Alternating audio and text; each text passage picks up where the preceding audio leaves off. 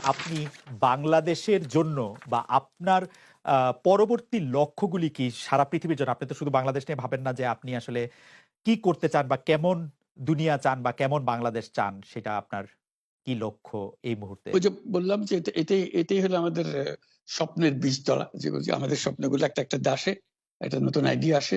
সেটা একটা হুম, বীজতলা। এটা আমরা ট্রাই করে দেখি, একটা ছোট আকারে করি। এটা সফল হলে আরেকটু বড় আকারে করি। এটা বাংলাদেশী করি। একবার সফল হলে সারা দুনিয়া এটা লুফে নেয় দেওয়ার হুম, জন্য। সারা দুনিয়ার লোক এখানে আসে, আমাদের লোককে নিয়ে যায়। সেভাবে কাজকর্ম করছি। এটা আমরা একটা এই থাকছি বাংলাদেশে, করছি বাংলাদেশে। কিন্তু সারা দুনিয়ার লক্ষ্য আমাদের দিকে। আমরা কি করছি, কি চিন্তা করছি, কিভাবে এগুলো পরিচালনা করছি। এবং তার মধ্যে ব্যাখ্যা হিসেবে যেটা আমরা বারবার বলছি, আমরা একটা নতুন পৃথিবী গড়তে চাই।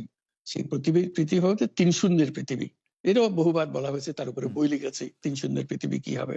যে জিরো কার্বন এমিশন, হুম, যেহেতু পৃথিবী ধ্বংস হয়ে যাবে এই গ্লোবাল ওয়ার্মিং এর কারণে। একে রক্ষা করতে হলে আমাদের জিরো কার্বন এমিশন অ্যাচিভ করতে হবে। কাজে এটা এমন বিশ্ব আমাদের গড়তে হবে যেটা জিরো কার্বন এমিশন এর বিশ্ব হবে। Zero wealth concentration. আমরা উন্নয়ন বলছি যে উন্নয়নের সফলতা গুটিকত মানুষের কাছে যায়। এটা শুধু বাংলাদেশে না, সারা পৃথিবীর এই অবস্থা। যে সমস্ত টাকা গুটি হতে মানুষের কাছে চলে যায়।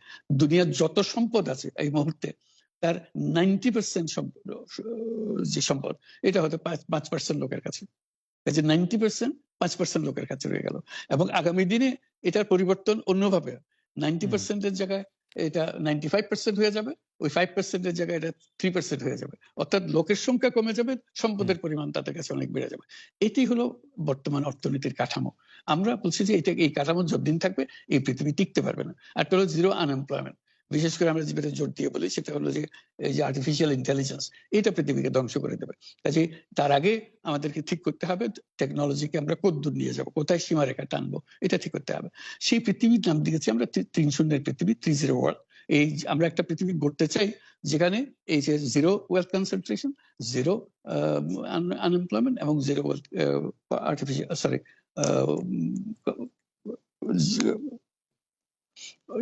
গ্লোবাল ওয়ার্মিং জিরো হবে। এটাই হুম, এটা যে এই ৩ টা জিরোর মধ্যে আমরা থাকবো।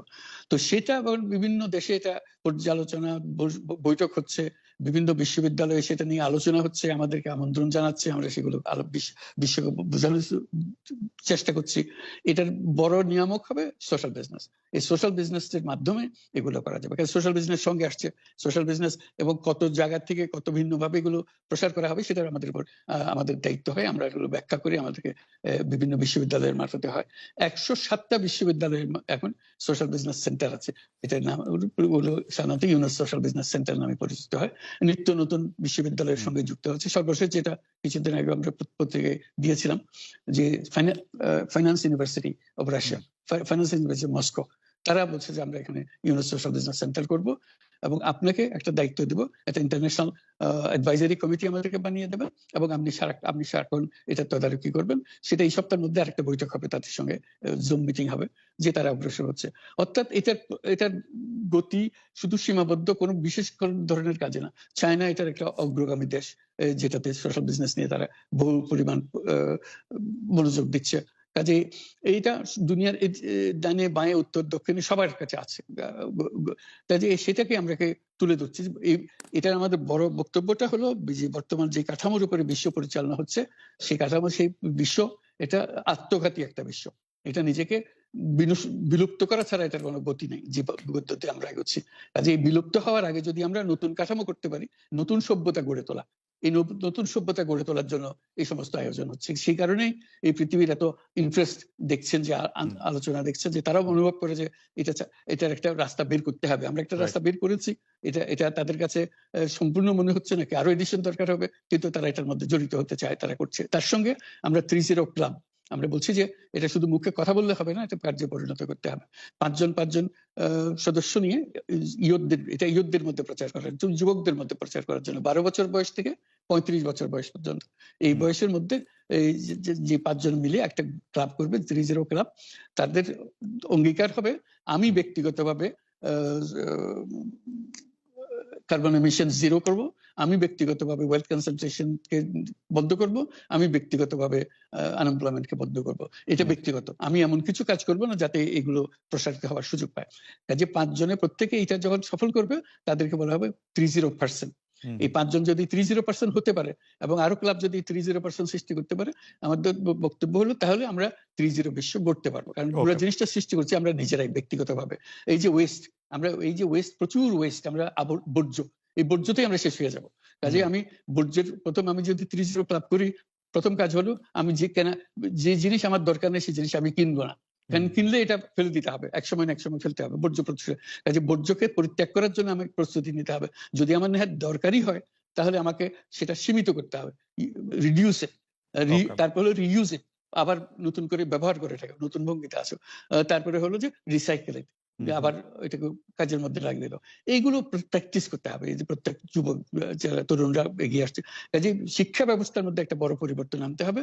যেহেতু আমরা বলছি যে চাকরি করা মানুষের ভবিষ্যৎ না, চাকরি করার জন্য মানুষের জন্ম হয় নাই, এটা আমাদের একটা ফান্ডামেন্টাল জিনিস।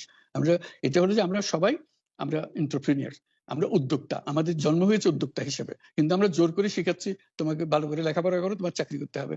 আমরা ওই হয়ে গেছি ওই দাসপ্রথার শিকার, আমরা দাসত্ব গ্রহণ করছি। একবার যদি আমি এটা গ্রহণ করি তাহলে আমি আর এর থেকে মুক্তি পাবো না, কিন্তু আমার চিন্তা শক্তি রহিত হয়ে যাবে। এটা থেকে বাইরে হওয়া যাবে। ওইটাকে আমরা নিয়ে আসছি যে এটা এই এন্টারপ্রেনিয়র হতে গেলে আরো কতগুলো পরিবর্তন হবে, বিশেষ করে ফাইন্যান্সিয়াল সিস্টেমে বিরাট রকম পরিবর্তন করতে হবে। কারণ এখন ফাইন্যান্স গরিবের কাছে আসে না, যেটা নিয়ে গ্রামীণ ব্যাংক শুরু হয়েছিল। গ্রামীণ ফাইন্যান্স আছে বড় লোকের কাছে, এই বড় লোকের কাছে আসে বলেই এই ওয়েলথ কনসেন্ট্রেশন সম্ভব হয়েছে, সম্পদের কেন্দ্রীকরণ সম্ভব হয়েছে। আমরা যদি এই ব্যাংকিং সিস্টেম পরিবর্তন না করি তাহলে এটা চলতে থাকবে। কাজে আমাদেরকে বড় পরিবর্তন আনতে হবে ব্যাংকিং সিস্টেমের মধ্যে। সেগুলোর জন্য কি কি পদক্ষেপ নিতে হবে সেগুলো আমাদের বিষয় আলোচনার বিষয় হবে।